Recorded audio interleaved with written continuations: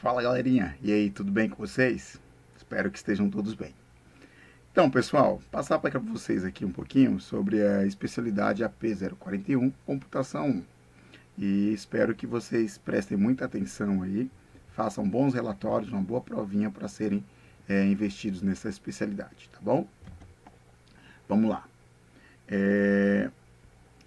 Um dos primeiros requisitos que se pede para que vocês sejam investidos nessa especialidade é que vocês montem um relatório com no mínimo 1.000 palavras falando sobre a primeira geração de computadores. E quando a gente fala de primeira geração de computadores, ou melhor, em gerações de computadores, vocês irão observar aí, se vocês começarem a pesquisar, que existem algumas informações diferentes conforme vocês vão buscando materiais aí. Por exemplo, tem alguns documentos, né, tem alguns artigos que falam que a primeira geração de computadores se dá ali do ano de 1946 até 1945 até 1954 e tal. Tem outras que vocês vão ver que estica um pouquinho para antes disso ou para depois disso. Mas enfim, o que a gente quer passar para vocês aqui é que vocês assimilem as características da primeira geração de computadores, tá bom? Então vamos lá. Primeiro, lá em 1943, surgiu um grande computador que foi o Mark I. Ele tinha cerca de 17 metros de comprimento, 2,5 metros de altura e pesava cerca de 5 toneladas, tá bom? Em 1945, já entrando para a primeira geração de computadores, formalmente, esse computador, né, que é o ENIAC, lembrem desse nome, ENIAC, tá bom? Esse computador pesava 30 toneladas, media cerca de 5 metros e 50 centímetros de altura e possuía 25 metros de comprimento, ocupando uma área de 180 metros quadrados. Então, as características que vocês têm que lembrar a princípio da primeira geração de computadores é isso aqui, o ENIAC, que era um computador usado para cálculos balísticos, né? Então ele tinha uma função bem específica. Esse componentezinho aqui é o que marca a primeira geração de computadores, que era o uso das válvulas, né? As válvulas eletrônicas, que o antecessor do transistor. É um equipamento eletrônico usado para chavear o circuito, abrir e fechar circuito, assim como a lógica digital, né? A lógica binária manda. Aberto, fechado, 1, 0, 1 e por aí vai, tá bom? Então o principal componente era esse carinha aqui, que era a válvula. Nesta época, o computador ele tinha essas dimensões todas, como nós vimos anteriormente, né, no slide anterior, e ele exigia uma equipe de especialista ali, ó, atento, trabalhando constantemente dentro dessas máquinas, porque essas válvulas, elas sofriam muito com aquecimento, queimava muito e tinha que ter pessoas especialistas, né, especializadas para fazerem as substituições para que o computador não parasse, tá bom? Ele era especificamente para fazer cálculos, né? Então, os circuitos desse computador tinham que estar sempre sendo monitorados para que não desse problema. Ele também tinha quilômetros de fios, né? Então, era uma máquina relativamente robusta. Até brinco, né? Pareciam uns sobrados. Então, só para fixar aí, vocês memorizarem, as características da primeira geração de computadores tinham o uso das válvulas, era de uso restrito, precisava ser programado a cada tarefa, né? Tinha um grande consumo de energia e tinha problemas frequentes, por isso a necessidade das equipes especializadas. Quando eu falo aqui, pessoal, precisava ser programada cada tarefa, essa máquina era programada em baixo nível, né? A programação dela tinha que ser na mesma linguagem que a máquina entendia. Então, não era como hoje, né? Que hoje a gente tem artifícios para programar, fazer os códigozinhos e a máquina, né, os computadores entenderem. Nesta época, não, tá bom? Não existia assim uma linguagem de programação específica. Beleza? Então vamos para a próxima. Outro requisito é que vocês saibam dizer o que é hardware. Então, logo de cara, quando a gente traduz essa palavrinha do inglês para o português, a gente vai encontrar parte dura, né? hard, dura, war, parte. Então, a gente entende que a parte de hardware está relacionada à parte física do computador. Então, logo, tudo aquilo que eu consigo tocar, tudo aquilo que é concreto, né, que é palpável no computador, eu chamo de hardware. Então, como exemplo, a gente tem o gabinete, CPU, o monitor, o teclado, o mouse, tá bom? A webcam que vocês usam, enfim, esses dispositivos. Coloquei duas imagens aqui, tem a parte de hardware periférica, né? E tem a composta aqui na CPU, tá bom? Que são as fontes, os processadores, para vocês terem uma noçãozinha aí. Outro conceito que vocês têm que ter em mente, vocês têm que saber direitinho, é o conceito de software. Software é a parte lógica do computador. Se hardware é a parte física, software é a parte lógica. Se um tem a ver com os componentes que a gente pode pegar, aqui o software é aquilo que a gente não consegue pegar, que são os programas, tá, gente? Então, coloquei aqui um exemplo, né, dos programas. A gente tem editores de texto, planilhas, browser, editor de slides, os utilitários que nós usamos no nosso computador, desde uma simples calculadora a um editor de vídeo. Então, tudo isso faz parte do que chamamos de software. Um software extremamente importante que vocês têm que ter em mente é o sistema operacional. O sistema operacional é o principal programa do computador. O sistema operacional ele é responsável por fazer uma interface amigável entre o usuário e a máquina. Então, sem sistema operacional não tem computador possível de ser manipulado por nós. Então, todos os computadores têm sim um sistema operacional, tá bom? Então, quando a gente instala um programa, um periférico, quem faz essa mediação entre aquele programa, a máquina e nós é o sistema operacional, tá bom?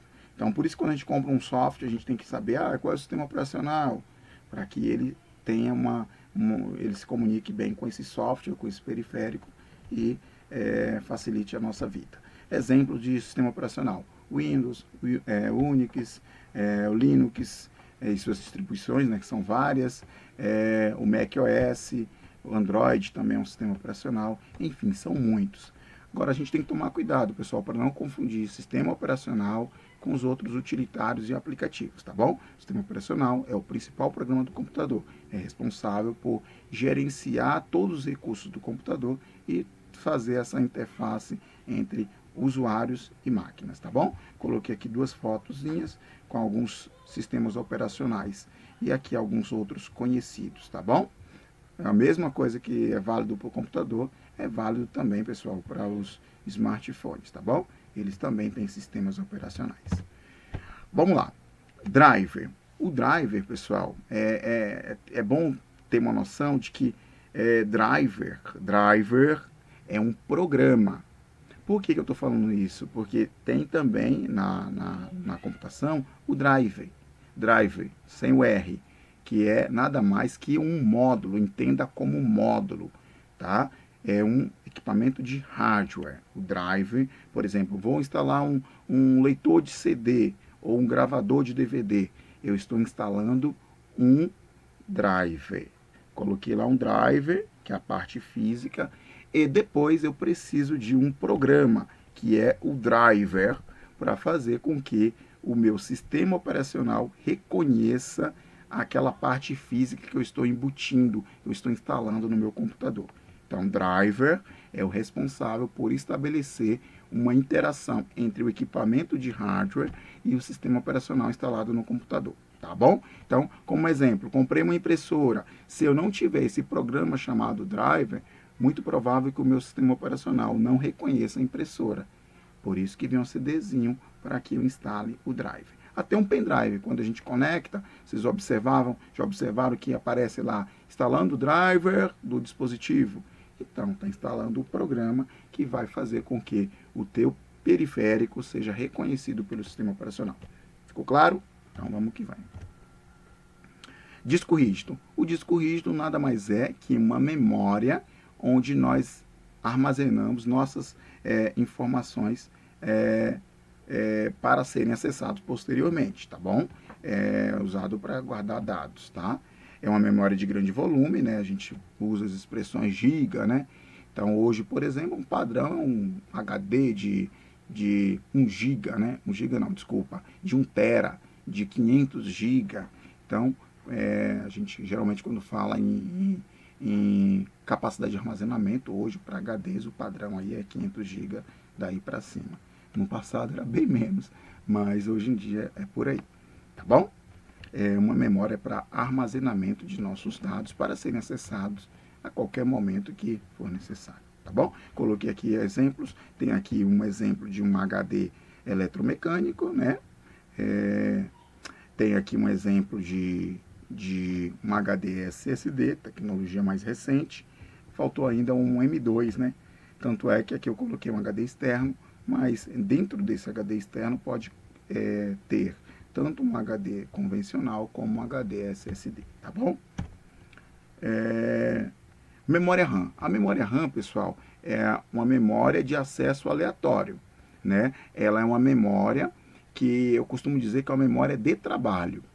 Então, se você tem a máquina em funcionamento, você está trabalhando com a memória RAM, tá ligado em funcionamento.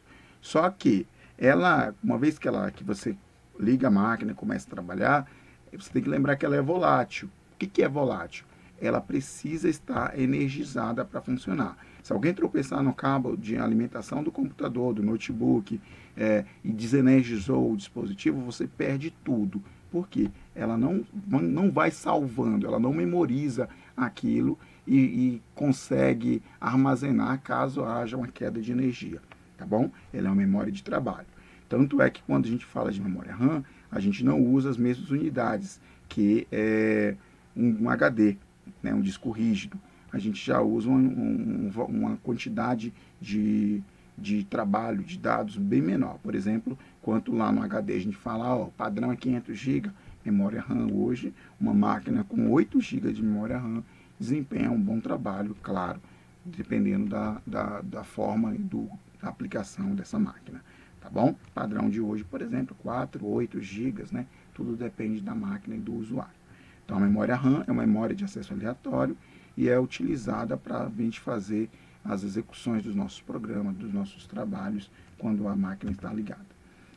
Enquanto isso, tem a memória ROM. A memória ROM é uma memória somente de leitura, é um tipo de memória que permite apenas leitura das informações gravadas pelo fabricante. Então, quando a gente inicializa a nossa máquina, aquela telinha inicial ali, com o fabricante, com algumas características bem peculiares do sistema operacional e da máquina, aquilo ali quem faz a memória ROM. Ela já vem com a gravação pré-estabelecida pelo fabricante, tá bom? Cuidado, nunca brinque com esses vídeos de YouTube sugerindo alterar a BIOS, tá? A BIOS é o exemplo padrão que nós damos para a memória ROM, tá bom? Cuidado.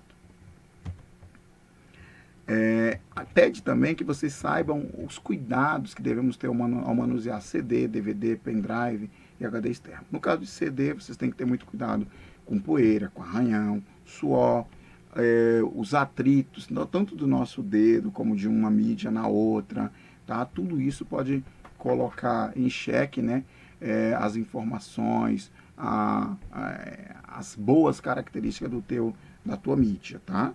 Então, muito cuidado. Se for de lavar, lava somente com água, usar um pano macio, tem que secar de modo cíclico, tá?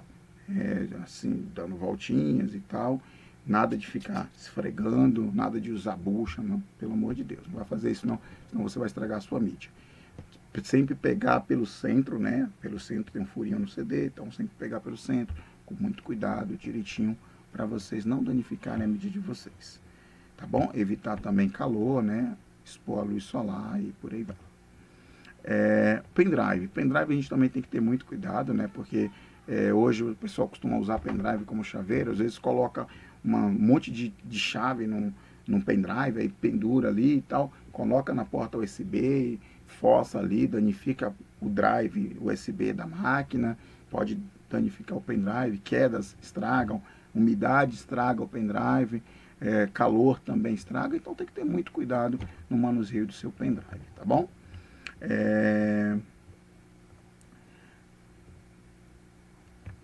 Uma outra coisa também, terminou de usar ali no computador, remova tudo direitinho, tá bom? Na hora de remover sempre que possível, usando o modo seguro, tá? Enfim, cuidados do pendrive. O HD externo, né, como é um disco rígido também, né, tem dois modelos que nós apresentamos aqui. Você também tem que ter muito cuidado, tá? Ele sofre questão se você coloca ele em contato com outros eletrônicos, ele pode sofrer com interferência eletromagnética e danificar o seu disco. Você tem que tomar cuidado também com umidade, a limpeza também, né? Pozinho, o local de armazenamento, impactos sobre ele, tudo isso pode estragar. Tem aqui um pouquinho um desenho de como funciona, né, internamente um disco rígido do antigo, tá, gente? Do modo SSD não tem aqui, são circuitos eletrônicos. Aqui não, aqui é um circuito magnéticozinho, ó. Tem a parte mecânica, a parte de magnetismo também. Vamos lá. Vocês têm que apresentar para o examinador como proteger seu computador de sujeira. Então, após usá-lo, tem que sempre desligar, se possível, cobrir com a capinha, né? Ou cobrir de umidade, de calor excessivo. Tem que tomar cuidado onde está o teu rack, né? De repente você colocou, ou escrivaninha, colocou em um local que recebe muita poeira, ou de repente muito calor, muita luz solar. Tem que tomar esse tipo de cuidado. Sempre que possível fazer as manutenções, passar um pincelzinho ou aspirar o teclado. Tomar esses cuidados sim, os básicos que podem aumentar a vida útil do teu equipamento, tá bom? Outra coisa, saber o que é manutenção preventiva. Gente, manutenção preventiva é aquele conjunto de medidas, de cuidados que eu tenho para garantir o bom funcionamento do meu computador. Então, um exemplo de manutenção preventiva é o uso do antivírus. Uma outra coisa, eu tenho um computador, não posso ficar instalando tudo quanto é programa, tudo quanto é porcaria, entendeu? Tem que tomar cuidado. Precisa instalar isso? Beleza, não precisa, não instalo. Se você tem conhecimento, de vez em quando abrir o computador, verificar se precisa renovar a pasta térmica do dissipador em cima do processador, ou de repente soprar ali para tirar o excesso de pó e sujeira, tá bom?